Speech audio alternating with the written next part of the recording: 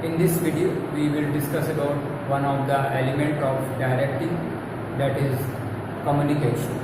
Till now, we have discussed various elements of directing: supervision, motivation, leadership, that we have discussed. This is the last element of directing, that is communication. Now, what is the meaning of communication? First of all, the communication is derived from the word communis.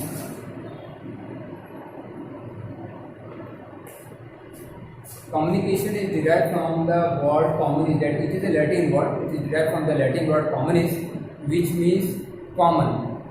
Means here communication refer to, it is derived from the word communis, which means common. Here communication refer to creating common understanding. Common understanding. As such, communication is the process of, you can say, exchange of views, ideas, thought, feeling, gestures, with a common understanding between two or more than two people, between two or more than two persons, creating a common understanding, exchange of views, thought, feeling, gestures, and creating a common understanding between two or more than two persons is known as communication. Now, why this communication is, first of all, let us discuss this importance of communication also. Why this communication is important in business world, or you can say in normal society also. This is very important. This communication is important because effective communication leads to effective result also. Effective communication, if communication power of a manager or the person is effective, then the result or output of that manager will also be very, very effective. So communication is important in everyday life as well as business also, because good communication skill makes a good manager also. If a person do not have good communication skill, he will not be a good teacher, he will not be a good doctor, he will not be a good speaker, not good listener. You can say he cannot be a good person at all if his communication is not good. So very, very important thing for a person, for a manager, for a leader is that he should have a good communication skill. Means a good communication skill, that is, he should be able to communicate properly. Means he should be in a position, or he should be capable or creating a common understanding regarding whatever, suppose I want to say to you, and if I am not able to say to you clearly so that you can understand what I want to say, it is irrelevant, because if I am teaching and you are not able to understand, so it is irrelevant that I teach you people, and it is a wastage of my time as well as your time also. So it is important that if I want to communicate, if I want to say something to you, you should also understand the same thing. You should also get the same meaning. Whatever I want to say, you should also understand the same thing. So it will be considered as a good communication, and it is also important also. Now this communication, there are various elements of communication also, which we will discuss also here. This is one of the directing. Among directing, there is 4 elements of directing are there. This is the last one, that is communication, and within communication also various elements of communication are there. Let us discuss this one by one. First of all, in order to communicate, there should be a sender. There should be a sender. Then the sender is the person, that is the person, there will be a one person who want to communicate, who want to send a message, who want to exchange views, feelings, thought, gestures, ideas. There should be a person. So in order to communicate, there should be a sender or communicator should be there. There should be a person who want to communicate. That person is known as a sender. Next is, there should be a message also. There should be a message also. In order to communicate, if a sender is there, if a person want to send, so it means he must have some message, means he must have some thought, feeling, ideas, views, which he want to communicate. This thought, feeling, these ideas or views will be considered as a message. Means sender want to communicate message. So first of all, there should be a sender, and next he should have some message to communicate. After this message, it should be encoded. It should be encoded. Encoding is there. Encoding. It is encoded, means it is converted into some symbols or words such that it can be transferred to one person, from one person to another. If I am trying to say to you something, so whatever thoughts or ideas I have in mind, I am communicating to you through in the form of a language, that is in English I am communicating to you. So my thoughts or feeling will be communicated through word, and which is the words should be in English. These words are in English. So this is known as encoding. I am encoding my thoughts or feeling into words into English words. So that you can understand it. So first of all, I am the sender, and whatever the thought or message which I want to communicate, that is will be considered as a message. Then I am encoding the message. Means whatever thoughts, feeling I have or ideas I have which I want to communicate, I am expressing these things in the form of words or language, you can say. This is known as encoding. After encoding is it is media is there. Medium. Actually, media is medium. Actually, this media, there should be a media. There should be a medium of communication. For example, if I want to talk to you, so through telephone. So I have to pick up a telephone. That the medium will be the telephone through which I am talking. If I am sending it through letter, if I am sending you through mail also, through email also. So these are the various media through which communication is exchanged. So there should be a media or medium of action or channel of communication should be there. So this is known as the media or medium should be there, so that the communication can be sent, the encoded message can be sent. It can be through letter, through email, through words, through other media, or through phone, or through exchange. Whatever media you use or channel of communication use, it will be considered as the medium. Next, once the message is received,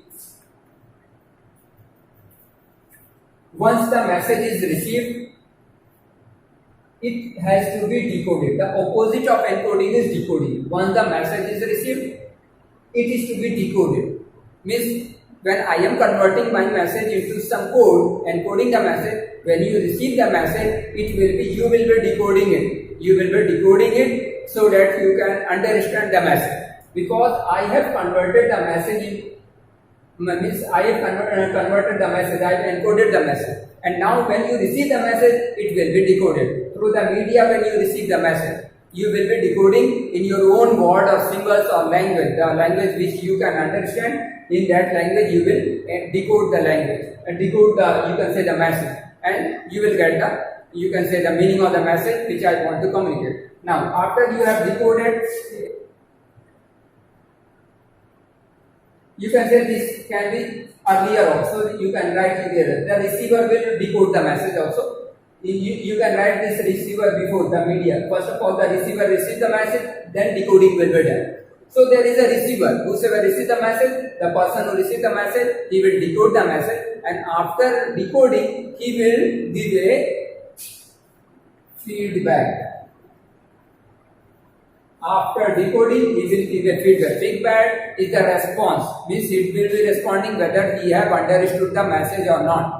Suppose I am saying to you whether you have understood. If you are nodding your head yes, then it means you have understood the message. That is a feedback for me that you have got it. Since whatever I want to say, you have got it. So this is known as a feedback. So once the receiver receives the message, he will decode it, and after decoding, he will give a feedback whether he have understood the message or not. If he had understood, he will be giving the feedback. And after between all these things, there can be noise also. Between all these things, there can be noise, or simply saying there can be disturbances.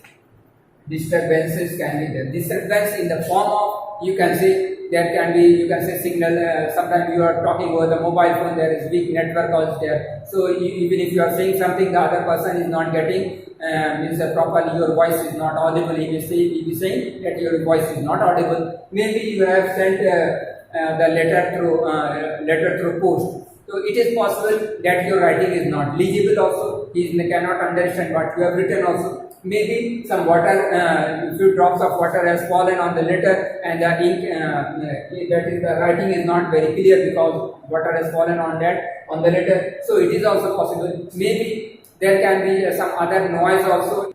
So there can be these disturbances, whatever things which you can say make the message, you can say unclear to the receiver, that is known as the disturbance actually. Whatever things which make you can say the receiver or the message not to get the message clearly, especially means if he is not able to understand the message clearly, it will be called as a noise or disturbance. Basically, it refers to the big signal or the writing is not very visible, then it will be considered as a noise or disturbance. So this is all about, you can see, the element of, you can say, communication. These are the various things which are involved. Now we will discuss how this communication is done. There are basically two types of communication is done in case of an organization, which is known as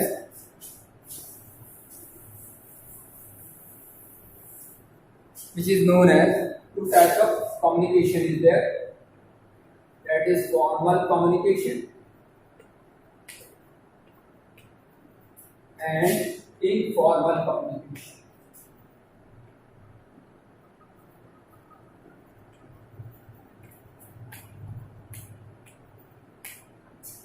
Formal communication and informal communication. There are two channels of communication, that is formal and informal communication. Here this is very clear, that is formal communication. When the communication is done for official purposes, when the communication is done for official purposes, or simply saying when the communication follow the official line or line of communication, what is the, you can say, hierarchy or chain of command. When the communication follow the hierarchy, or you can say the chain of command, or the official communication is there, then it is known as formal communication. Means a superior discussing about the work schedule of along with the work schedule with the immediates with his or her subordinates, or the subordinates giving feedback to the seniors also. If the seniors are instructing, guiding, motivating the worker, these are official communication. These are official communication, because this will be called as formal communication, because these are officially communicated that the workers, the superior will be guiding the subordinate, he will be giving order or instruction to the subordinate. It will be considered as a formal communication. If there is any suggestion, if there is, you can say, any feedback is to be given to the, you can say, to his seniors, then also it will be considered as formal communication. Similarly, the grievances of the worker, maybe the workers may put up their grievances to their superior, they may give the feedback, they may be, you can say, asking for some training also. So this will be considered as formal communication. Now, this informal communication can be, you can say, when the line of communication is not followed, or when the communication is not for official purposes. When the communication is not for official purposes, then it is known as informal communication. This is generally actually to satisfy the social need of the employees. This official communication is generally done for satisfaction of the social need of the employees, because while a person is working in an organization, depending upon his or her liking, disliking, taste, etc., they form group. And in this group, when discusses something, it will be considered as informal communication. For example, suppose the workers are going to the, you can say, canteen in order for taking lunch or dinner, and while they are sitting on the table, they are discussing among themselves regarding what things they are interested after the school, after, you can say, the office hour, what they like to do. If they are discussing all these things, it will be considered as informal communication. This communication can be between the seniors, between the colleagues, between the juniors. It can be with a person of different levels in the organization also. But in case of formal communication, actually there is this formal communication is of four types. This formal communication is of four types.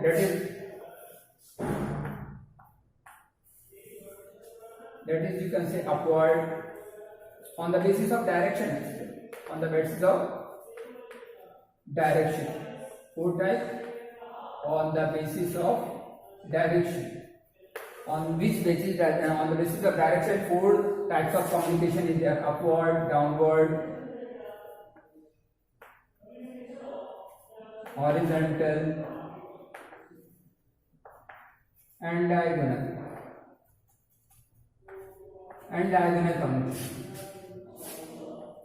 Communication. These are the various types of communication on the basis of direction in a formal communication. For example, this upward communication. Upward means when the communication is between from the subordinate to the superior. Means the subordinate may be communicating with the superior, means they may be giving the feedback. Maybe the superior may have some grievance and the subordinate may have some grievances, so he may be communicating his grievances, so he may be reporting something also. So this will be considered as upward communication, because it is flowing upward. now downward communication, the opposite of this upward is the downward.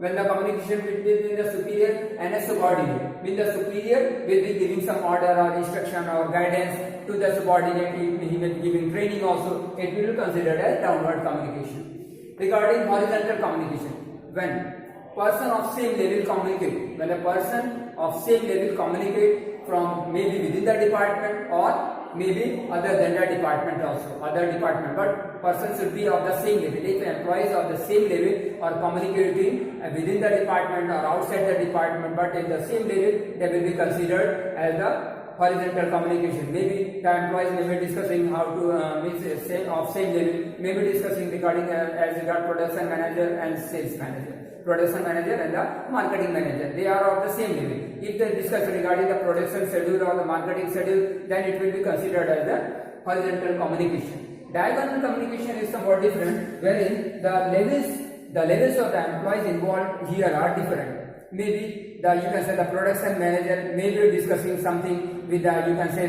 sales employees or sales executive, not with the sales manager but with the sales executive. So in this case, it will be considered as diagonal communication because the person involved here will be of different departments, of generally different department, but and moreover they will be of different level. The level of the employees will be different. One may be subordinate, one may be at a junior level, other may be at a senior level also. So this type of communication is considered as diagonal communication. So these are the basically 4 types of communication. Moreover, this is also known as, this informal communication is also known as grapevine. Grapevine communication, because this informal communication generally this follow a particular line of communication or it follow the chain, there is a chain and this chain should be followed, means hierarchy should be followed by communication. Hierarchy should be followed while communicating. This is known as formal communication. But in case of informal communication, there is no hierarchy.